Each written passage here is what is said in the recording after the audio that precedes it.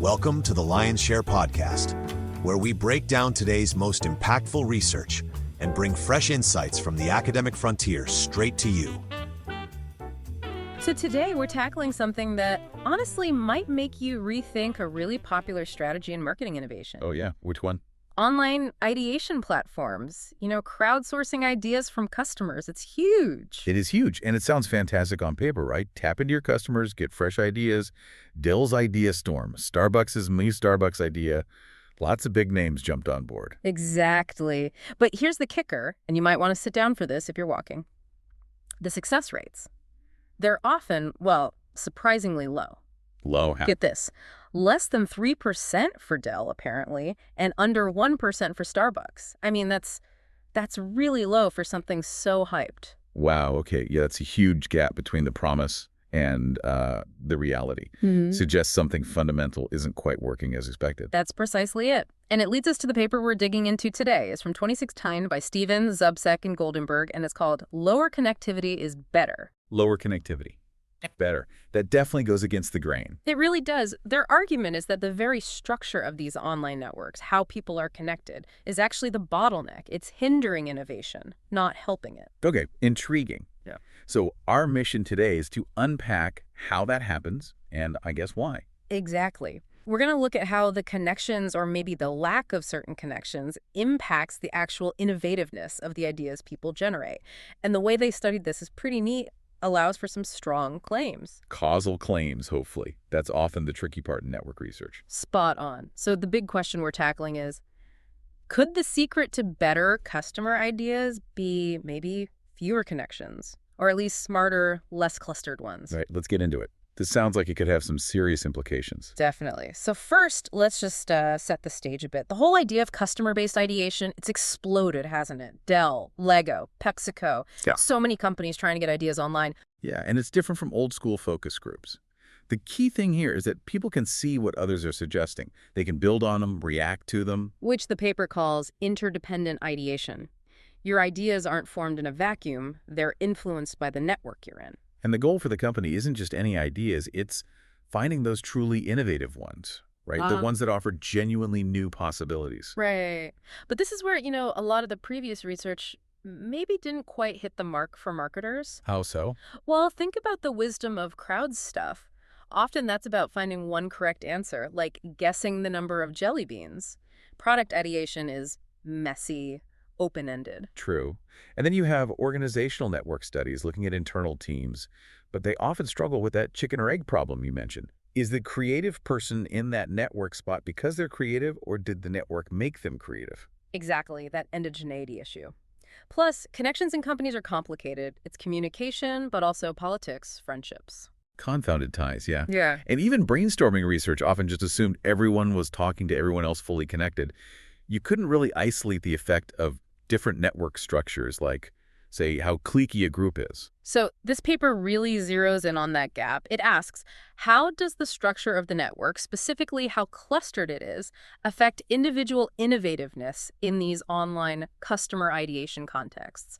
And critically, can we show it causes the effect? Okay, so they needed a way to control the network. And they did. This is where their methodology really shines. They ran 5 controlled experiments using custom software.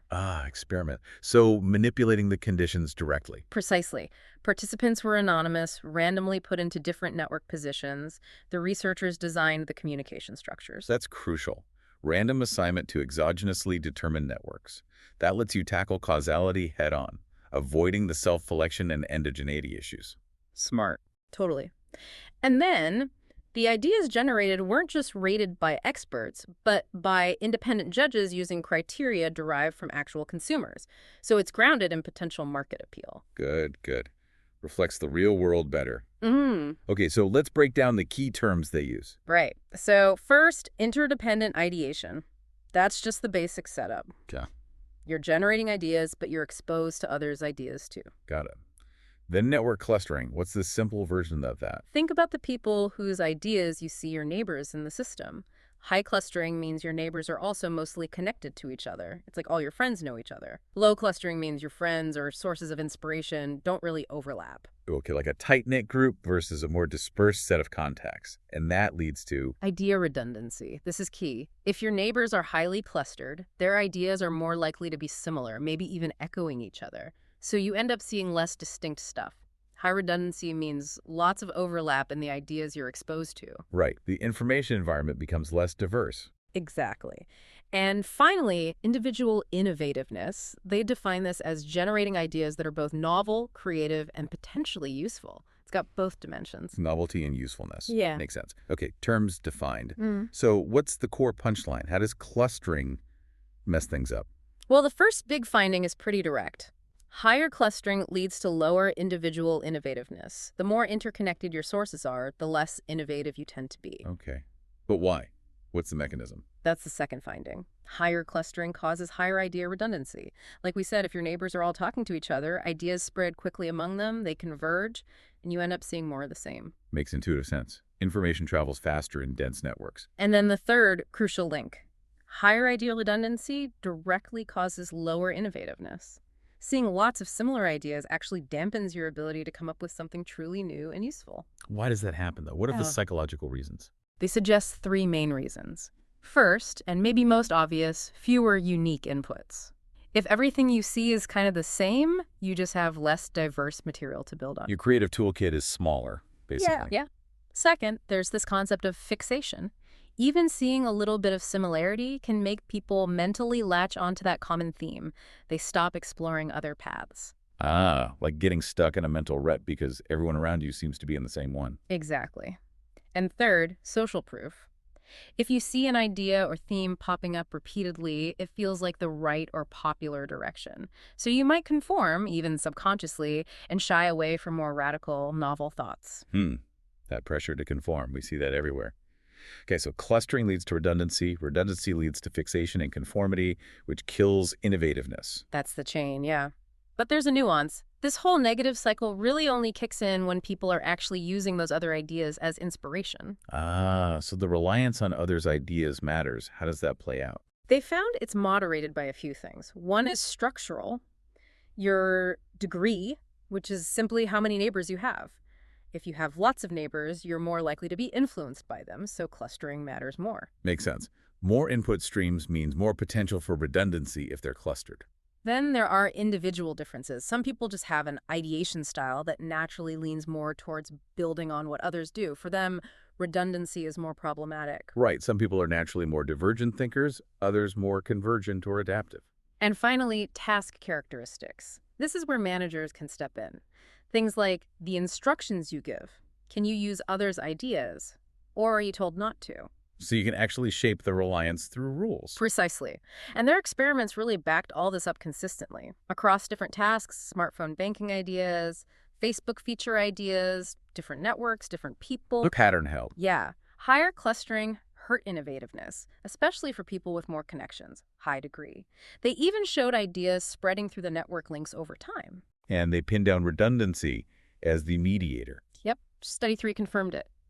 And interestingly, it didn't take much clustering, even a moderate amount, like a clustering coefficient of 0.33 was enough to significantly boost perceived redundancy and knock down innovativeness. Wow, so it doesn't have to be a super dense echo chamber. Even a little bit of interconnectivity among your sources hurts. Seems so. And study 4 directly manipulated redundancy, showing it lowered innovation, especially for those folks with the interdependent ideation style. And that managerial lever, the instructions.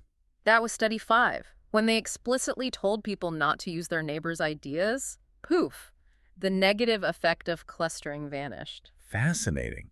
So simply telling people to focus on their own original thoughts can break that fixation cycle, even if the network structure technically promotes redundancy. It really suggests that managing the cognitive process preventing fixation is maybe just as important as managing the network structure itself. Okay, this is powerful stuff. Let's talk about the strengths and weaknesses, as we always do. What really stands out as a major contribution here? For me, and probably for our listeners with a research background, it's the causal inference. That experimental design controlling the networks, it lets them say clustering causes lower innovativeness in this context, dodging those endogeneity traps. That's huge for network research and marketing. Absolutely. That methodological rigor is a massive strength. And the consistency across multiple studies, different contexts, it suggests robustness. It's not just a one-off finding. Right. And they don't just say what happens, they explain why identifying redundancy as the mediator and pointing to fixation and social proof, that mechanistic insight is really valuable. Definitely. What about limitations? No study is perfect. True. They acknowledge, for instance, that their experimental networks were smaller than, say, a huge platform like Miss Starbucks' idea. Though you could argue large networks are often collections of smaller local neighborhoods anyway. Fair point. What else? Participants weren't paid based on how good their ideas were, which might differ from some contests, although many crowdsourcing platforms rely on intrinsic motivation anyway. And the innovativeness measure was consumer judged, not actual market success. But they did find a positive link to market potential in a follow-up, so that adds some validation. Customer expertise wasn't a core part of the theory either. Right, reasonable points. But overall, it feels like a really solid contribution. So, for marketing scholars, what's the big takeaway theoretically? I think it really complicates the simple network effects are always good narrative in marketing. It shows connectivity can be a double-edged sword, especially for creative tasks. More isn't always better. Yeah, it forces a much more nuanced look at crowdsourcing. It's not just about getting eyeballs, it's about structuring the flow of influence. And it opens up tons of questions, right? How do you design the optimal network for different goals? Maybe sometimes you want convergence, other times divergence. How do individual differences play into this? Lots to explore. Okay, let's pivot to the practitioners listening. If you're designing one of these platforms, what are the actionable steps? How do you actually do lower connectivity or lower clustering? Well, the most direct thing is to think about the network architecture itself. Maybe don't just connect everyone who comments on the same thread super tightly. Perhaps engineer ways to expose people to ideas from different, less connected parts of the network. So instead of one big, dense cluster, Yeah. maybe connect people across several sparser clusters, foster more bridging connections. Yeah, something like that. You want people to have exposure, a decent degree, or number of connections might still be good, but you want those connections to bring in different ideas, not the same ones amplified. Keep the clustering low. Interesting. What about applying this outside customer platforms? Think about professional communities or even internal company brainstorming on Slack or Teams. Those are often highly clustered, right? Same teams, same departments. Absolutely. And this research suggests those setups could be maybe accidentally stifling the really breakthrough ideas. If everyone you interact with professionally already knows each other and shares similar perspectives, you get redundancy. So managers might need to consciously build more diverse cross-functional ideation groups or encourage people to seek input from outside their usual circles. Break down those silos structurally. Definitely. Now, the paper mentioned even minimal clustering hurts. That sounds hard to manage. How could a company even detect if they have problematic microclusters forming? That's tricky. It probably requires some network analysis tools. You might need to analyze the content of ideas being shared within groups, not just the connection patterns. Look for semantic similarity, maybe using NLP, like the researchers did, or certain subgroups just echoing each other. So, monitoring the ideas themselves for redundancy, not just the network map. Yeah, detecting those idea echo chambers as they form, it's advanced, but potentially powerful. Okay, and if tweaking the network structure is just too hard technically or politically, what about those task instructions? Study 5 showed just telling people don't copy worked. Can we get more sophisticated than that to fight fixation? I think so. You could design prompts that force divergent thinking. Ask people to combine unrelated ideas or argue against the prevailing theme. Maybe use templates that require considering completely different angles. Or even just randomize the order in which people see ideas so the most common ones aren't always first. Breaking the pattern, essentially. Anything to nudge people out of that cognitive rut caused by seeing redundant suggestions. Exactly. Disrupt the fixation before it takes hold. One last mechanism was social proof. How do you fight that while still letting people see ideas? You don't want to hide everything. That defeats the purpose of interdependent ideation. That's a delicate balance. Maybe de-emphasize likes or votes, especially early on, so people don't just gravitate to the popular ideas. Or perhaps the platform could actively highlight unusual or contrarian ideas, signaling that novelty is valued over consensus. Shifting the perceived norm from what's popular to what's different. Right. It's about subtly shaping the signals the platform sends about what constitutes a good contribution in this context. This has been incredibly insightful. Let's try to boil down the key takeaways. Okay. I'd say number one. The way we currently run many online ideation platforms, often letting dense clusters form, is likely suboptimal for true innovation. Right. And number two, this is because high clustering leads to redundant ideas among the people providing inspiration. Which, number three, directly stifles individuals' ability to generate novel and useful ideas, likely due to fixation and social proof. But number four, firms can fix this.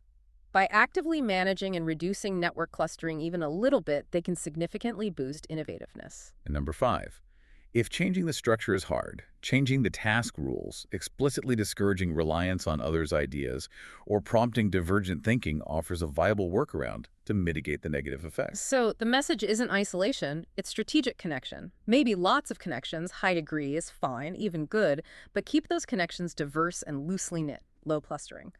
Reduce the echo chamber effect. Spot on.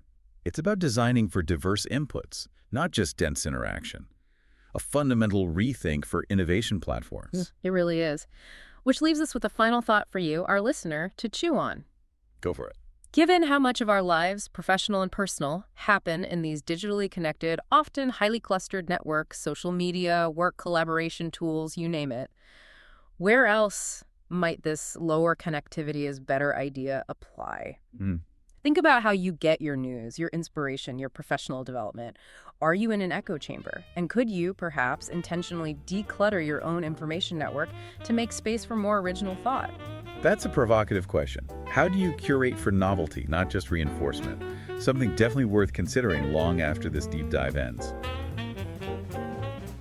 Thanks for tuning into the Lion's Share podcast. If you enjoyed today's discussion, share it with a friend and join us next time for more ideas worth talking about. We'll see you next time.